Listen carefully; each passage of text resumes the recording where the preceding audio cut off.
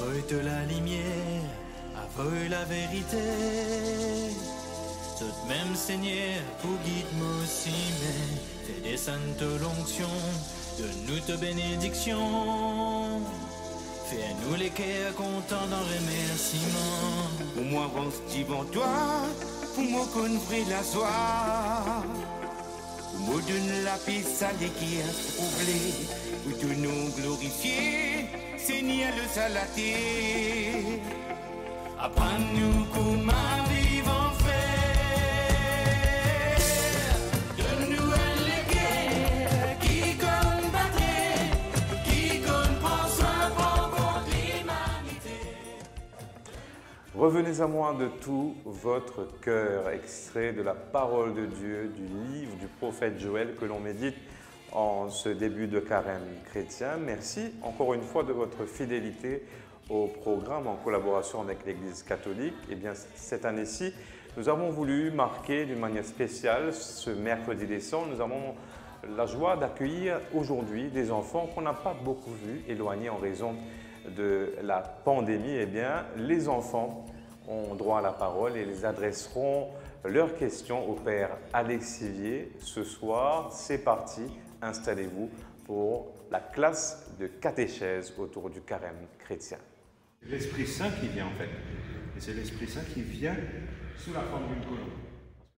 Les enfants, c'est bon qu'on se retrouve maintenant pour être dans cette chapelle ici et pour préparer un petit peu le carême ensemble. Donc je vous propose de commencer simplement par une prière. On a l'habitude de prier ensemble. Et on va se mettre en présence de Jésus qui est là, qui nous accueille chez lui. Et on va se confier à Marie, sa mère et notre mère. Au nom du Père, du Fils et du Saint-Esprit. Amen. Je te salue Marie, pleine de grâce. Le Seigneur est avec toi. Tu es bénie entre toutes les femmes et Jésus, ton enfant, est béni. Sainte Marie, Mère de Dieu, prie pour nous pauvres pécheurs, maintenant et à l'heure de notre mort. Amen. Au nom du Père, du Fils et du Saint-Esprit.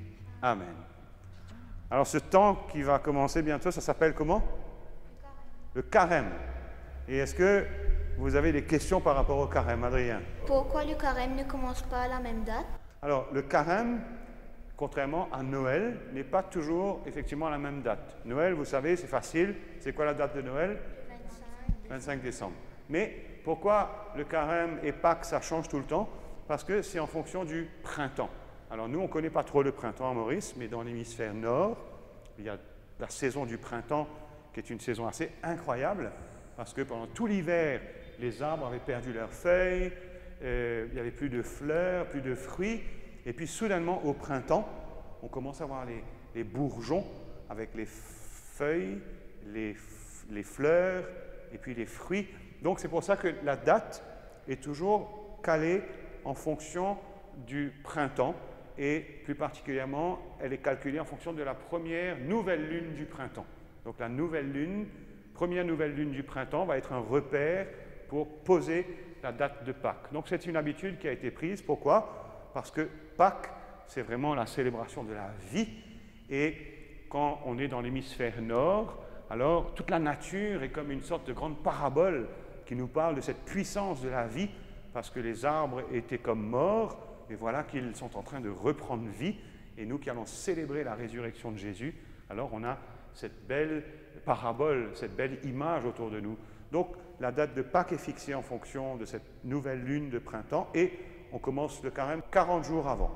Donc c'est 40 jours, et donc ça va commencer. Comment on appelle le jour où le carême commence? Le mercredi des Cendres. Pourquoi c'est toujours un mercredi? Parce que Pâques c'est toujours un dimanche, et donc on va commencer 40 jours avant.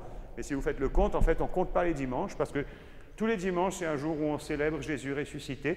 Donc en fait, il y a exactement 46 jours, mais nous, pendant 40 jours, donc sans compter les dimanches, on va vraiment cheminer vers Pâques, et on commence avec ce mercredi des Cendres.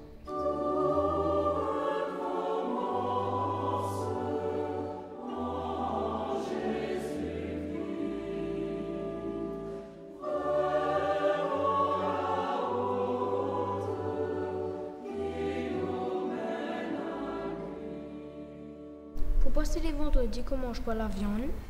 Jésus est mort un vendredi. Et c'est ce qu'on va célébrer le vendredi saint, juste avant Pâques. C'est le jour où on célèbre la mort de Jésus sur la croix. Mais parce qu'il est mort un vendredi, donc tous les vendredis, on va essayer d'être plus proche de lui et plus particulièrement de méditer sur tout ce qu'il a souffert pour nous quand il a été arrêté, quand il a été humilié, quand il a été flagellé et tout ce qu'il a souffert jusqu'à mourir sur la croix. Donc, pour ça, on va essayer de jeûner plus particulièrement le vendredi. Donc, le jeûne, quand on déjeune, c'est qu'on va manger. Quand on jeûne, c'est qu'on va se priver de nourriture et particulièrement de la qualité de nourriture.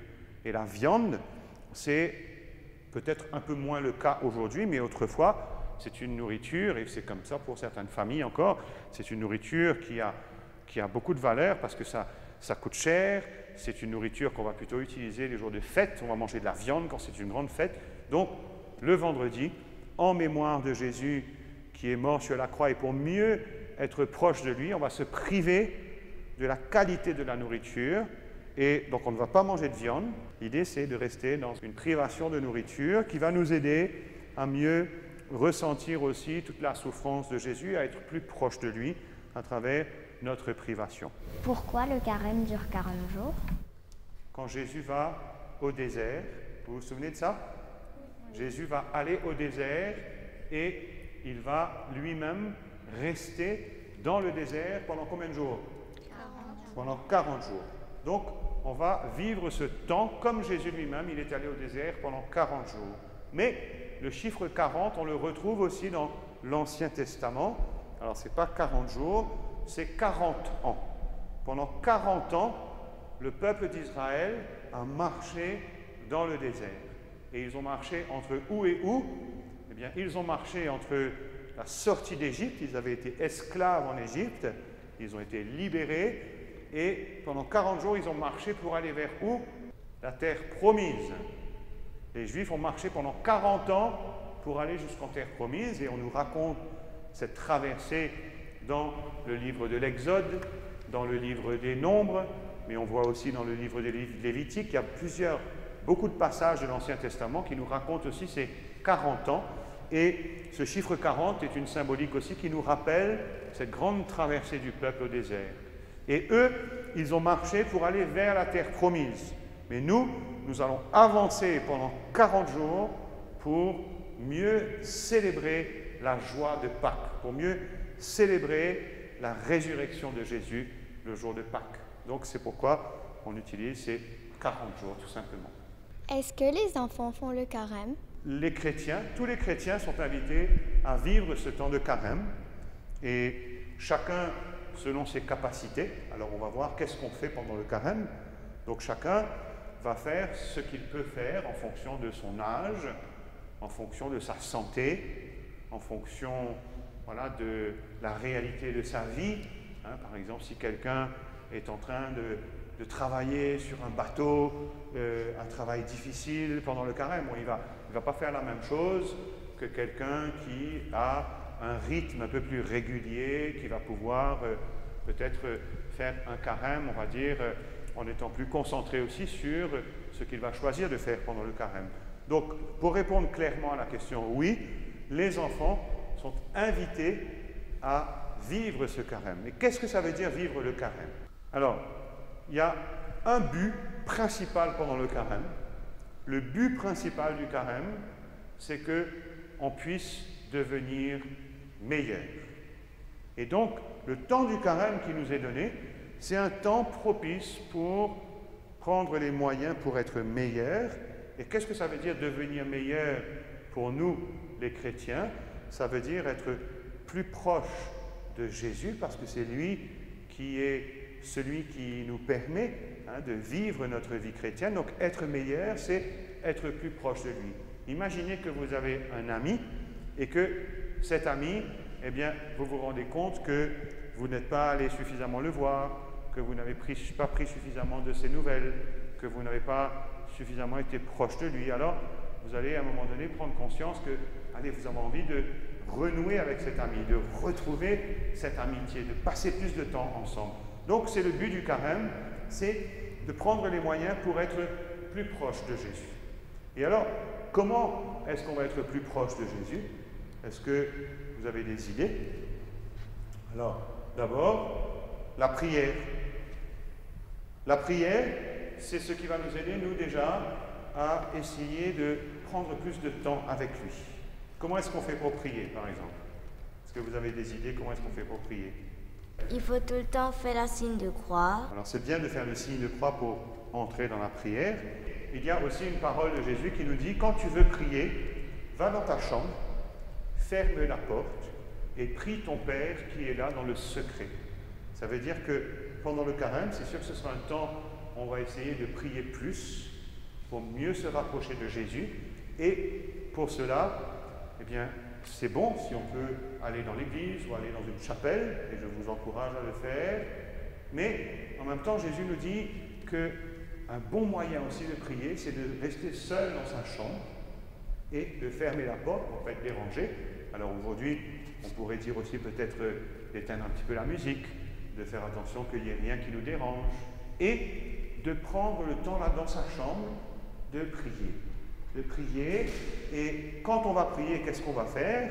Eh bien, à la fois, on va faire le signe de croix, hein, comme disait Léane, on peut peut-être fermer les yeux, ça peut nous aider aussi à essayer de descendre dans notre cœur pour ne pas être dérangé par ce qu'il y a autour, hein, comme on essaye de faire silence aussi pour mieux se recueillir. Après, on peut réciter des prières qu'on connaît. Tout à l'heure, on a dit le « Je vous salue Marie », on connaît le « Notre Père », on peut dire des prières, mais ce que Jésus aime le plus, c'est d'abord qu'on puisse lui parler avec notre cœur. Et qu'on puisse lui dire avec notre cœur, d'abord des merci, parce qu'on a toujours plein de merci à lui dire, mais on oublie un petit peu. Après, deuxièmement, on lui demande pardon, parce qu'on se rend compte qu'on s'est peut-être un petit peu éloigné de lui, que nous-mêmes, on n'a pas toujours été bien correct dans la vie, dans ce qu'on a dit, dans ce qu'on a fait. Alors on va lui demander pardon, et puis on va prier pour les gens qui ont besoin de notre prière aussi. On va penser dans notre prière à des personnes qui ont besoin de notre prière. Donc c'est bien de pouvoir le dire avec un cœur d'enfant, sans trop calculer. C'est bon d'avoir des prières qu'on connaît, qu'on va réciter avec le cœur. Et puis, il y a ces prières qui vont jaillir, que nous allons pouvoir dire d'une manière plus spontanée, sans que ce soit trop préparé à l'avance, mais toujours pour dire merci d'abord, pour demander pardon et pour dire s'il te plaît. Alors ça, c'est bien la prière qui vient de notre cœur, dans le secret. Et puis, Jésus, il a envie de nous parler aussi. Et alors, une bonne manière aussi de découvrir comment Jésus nous parle, eh bien, c'est de faire silence, de peut-être lire un petit passage de l'Évangile, parce que vous savez bien que dans l'Évangile, on a beaucoup de paroles qui nous racontent ce que Jésus a dit, ce que Jésus a fait. Donc on va prendre le temps d'écouter.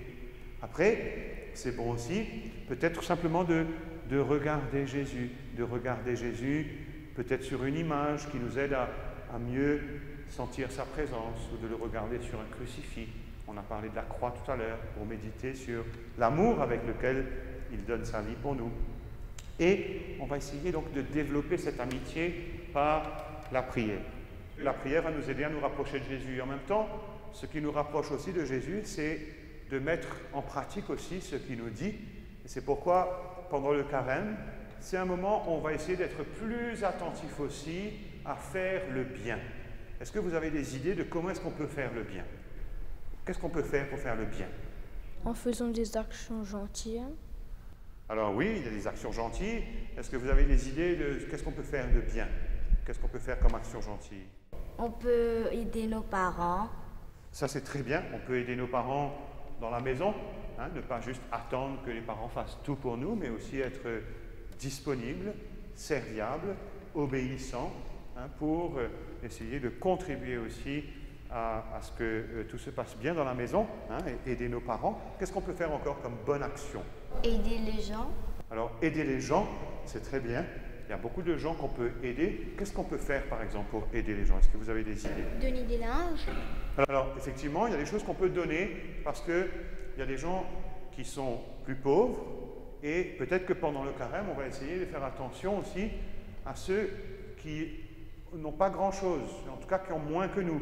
Donc, comme dit Adrien, On peut donner des linges, mais est-ce qu'on va donner des linges, des vieux linges troués qu'on ne met plus? Non. On va essayer de donner des jolis linges. On va essayer d'être attentif à ceux qui n'ont peut-être pas les moyens de s'acheter des beaux vêtements, des bons vêtements. On va leur donner des linges.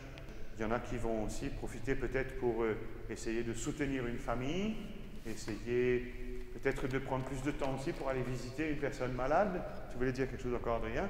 Donner de la nourriture. On peut donner de la nourriture aussi, parce qu'il y a des gens pour qui c'est difficile. Je pense qu'à Maurice, personne ne meurt de faim, mais il y a des gens pour qui c'est difficile, parce qu'ils n'ont pas les moyens d'acheter tout ce qu'ils veulent, et donc parfois, c'est un petit peu limite. Quand on va manger un repas, ce sera un peu léger. Alors donc on va essayer aussi de penser à partager ce que nous avons, les vêtements, la nourriture, ça peut être même aller donner des jouets. Tout à l'heure, on parlait des jeux qu'on faisait pendant les vacances. Peut-être qu'il y a des jeux qu'on peut aller partager aussi avec d'autres qui n'en ont pas. Et l'idée, ce n'est pas uniquement de donner et pour continuer soi-même à être un petit peu, je dirais, trop égoïste. Mais on va donner pour être un peu plus attentif à ceux qui nous entourent. Et je parlais aussi tout à l'heure de donner de notre temps, d'aller visiter quelqu'un qui est malade, d'aller prendre du temps pour écouter quelqu'un, peut-être un ami de classe, peut-être un enfant à l'école avec qui personne ne veut jouer, quelqu'un dont on se moque tout le temps. Alors, au lieu de faire comme les autres, d'aller se moquer de cet enfant et de finalement le laisser seul, eh bien non, pendant le carême, c'est le moment, au contraire, où je vais essayer de voir avec qui je peux aller jouer, que personne ne joue avec lui, avec qui je peux aller passer du temps. Parce que ça, c'est bon. Ça veut dire que je vais être meilleur et je vais vivre aussi ce que Jésus m'invite à vivre. Je vais aimer plus, vous voyez. Je peux aussi choisir d'aller me réconcilier, parce que ça arrive parfois qu'on se fâche, non? Qu'on se blesse, parce qu'un tel était mon ami et puis on s'est un petit peu fâché. Alors, de choisir la réconciliation, c'est toujours un bon acte de carême aussi, parce que je vais faire le premier pas, aller me réconcilier. C'est un effort de carême qui peut être très bon. Après, il y en a qui ont un peu d'argent de poche aussi, qui vont donner un petit peu de leur argent. Plutôt que de garder l'argent uniquement pour soi et pour s'acheter des choses pour soi, je vais penser à qu'est-ce que je peux donner dans cet argent. Je vais garder peut-être un petit peu pour moi, mais au lieu de tout garder et de penser qu'à moi, je vais penser aussi à ceux qui n'en ont pas. Vous voyez, c'est ça aussi la bonne dynamique du carême. C'est prendre du temps pour la prière, pour être plus proche de Jésus, mais quand je prie, je me rends compte que Jésus aussi veut que je sois meilleur dans ma relation avec les autres. Ça peut être aussi faire attention à ma manière de parler. Et c'est pourquoi, et c'est la seule raison pour laquelle on va rentrer aussi dans le carême, dans un temps où on va se priver de certaines choses. Quand on fait des sacrifices pendant le carême? Si on fait des sacrifices dans le carême, c'est précisément parce qu'on se rend compte qu'il y a des choses auxquelles on est bien attaché, et parfois ces choses auxquelles on est attaché, alors ça nous renferme un petit peu sur nous-mêmes, et on oublie Jésus, et on oublie de prier, ou on prie moins, et on ne pense pas trop aux autres. Alors le sacrifice, il a du sens si ça va m'aider justement à être meilleur. Par exemple, si à la maison il y a une tablette, ou un téléphone, et que j'aime beaucoup utiliser la tablette et le téléphone, parce qu'il y a des super jeux dessus, et j'aime beaucoup jouer ces jeux sur la tablette ou sur le téléphone. Ça vous est déjà arrivé? Alors, je vais faire comme sacrifice, je vais essayer peut-être de passer un petit peu moins de temps sur la tablette, sur le téléphone, peut-être même ne pas aller du tout en échange. Ce n'est pas parce que je veux juste me priver de l'écran, de la tablette ou du téléphone, mais en échange, au lieu d'être là et de jouer seul sur un écran, je vais aller passer du temps pour aller jouer avec mon frère, avec ma sœur, avec mon voisin. Donc je vais me sacrifier de quelque chose, je vais me priver de quelque chose, mais pour passer plus de temps avec les autres, ou pour passer plus de temps avec Jésus dans la prière. Vous voyez? Donc le sacrifice, c'est une privation de quelque chose. On a parlé de la privation de nourriture. Quand je me prive de nourriture, alors cela va m'aider peut-être à partager plus facilement. Quand je me prive de quelque chose à laquelle je suis attaché, cela va m'aider à passer plus de temps dans la prière et avec les autres. Et c'est pourquoi le carême est aussi un temps de privation, un temps de sacrifice et un temps donc qui va m'aider à être meilleur à travers aussi ces efforts que je vais faire. Pourquoi il faut mettre de la cendre sur notre front? Le mercredi des cendres, on reçoit effectivement de la cendre sur son front et dans la Bible, dans la tradition de la Bible, c'est le signe qu'on veut faire pénitence, c'est-à-dire qu'on veut changer, qu'on veut s'améliorer, on regrette son péché, on regrette le mal qu'on a fait, on veut se réconcilier avec Dieu, se réconcilier avec les autres, et donc c'est un signe de pénitence et donc d'un temps spécial. Alors, on ne va pas se recouvrir de cendres comme il le faisait dans la Bible, mais on va mettre un petit peu, et quand on reçoit les cendres, on entend aussi la parole qui nous est dite, tu es poussière et tu retourneras à la poussière. Ça veut dire que cette cendre nous rappelle aussi qu'un jour, on devra quitter cette terre et qu'on devra tout laisser, et que finalement, il y a une seule question qui nous sera posée le jour de notre mort, c'est combien as-tu aimé? Comment est-ce que tu as aimé? Et donc, le carême, c'est un entraînement pour apprendre à aimer plus Dieu, aimer plus notre prochain. Et la cendre nous rappelle que bien, chaque année, il nous faut refaire le point, nous ressaisir, corriger ce qui doit être corrigé dans notre vie et pour continuer toujours à progresser. Pourquoi on ne chante pas Alléluia pendant le carême? Donc on ne chante pas Alléluia pendant le carême, précisément parce qu'on veut se préparer à bien célébrer la joie de Pâques.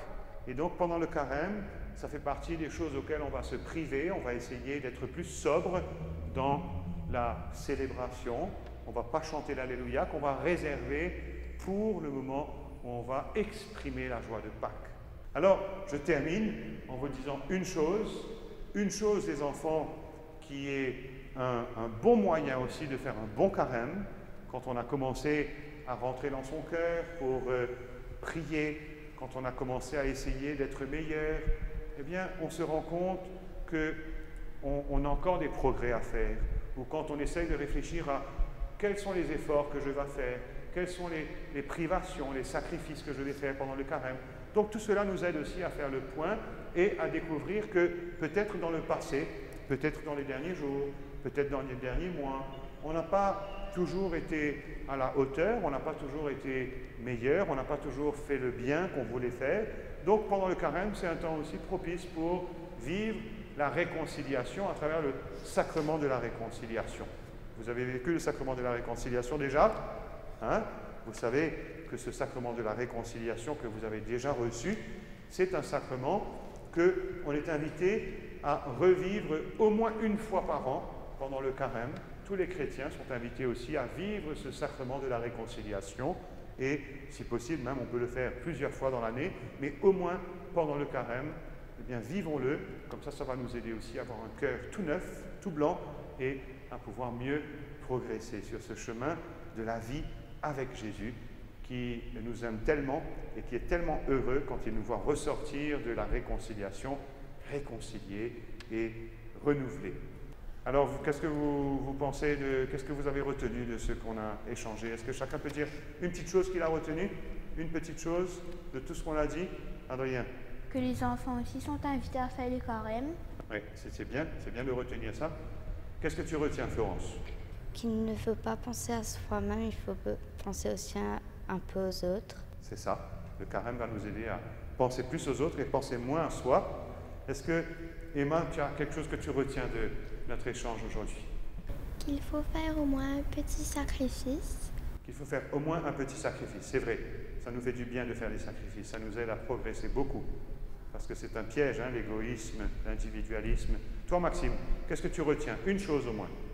Il faut partager. Partager. C'est vrai, hein? C'est un effort de carême qui était important. Est-ce qu'on peut vous poser la même question? Est-ce que Savannah, tu veux nous dire une petite chose que tu vas retenir aujourd'hui pour toi? Les sacrifices, c'est important. Voilà, de faire les sacrifices, c'est important. Et on pense toujours aussi à Jésus qui a fait ce grand sacrifice en donnant sa vie pour nous sur la croix. Et on ne peut pas faire des actions négatives.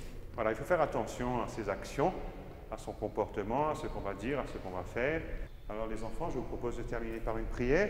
Vous êtes d'accord qu'on fasse une prière pour terminer? Au nom du Père, et du Fils et du Saint-Esprit. Amen. Nous te remercions, Seigneur Jésus, d'être là avec nous et de nous faire entrer dans ce temps de carême pour nous aider à nous rapprocher de toi, à être meilleurs. Merci pour ce que tu nous inspires à travers notre échange aujourd'hui. Nous te demandons de nous guider et de nous faire vraiment progresser jusqu'à ce jour où nous allons célébrer dans la joie ta résurrection à Pâques. Notre Père, qui es aux cieux, que ton nom soit sanctifié, que ton règne vienne, que ta volonté soit faite sur la terre comme au ciel. Donne-nous aujourd'hui notre pain de ce jour. Pardonne-nous nos offenses, comme nous pardonnons aussi à ceux qui nous ont offensés, et ne nous laisse pas entrer en tentation, mais délivre-nous du mal. Amen. Les enfants, Dieu vous aime tellement, et il aime tous les enfants, alors qu'il vous bénisse et qu'il aide aussi les adultes à retrouver un cœur d'enfant pendant ce temps de carême.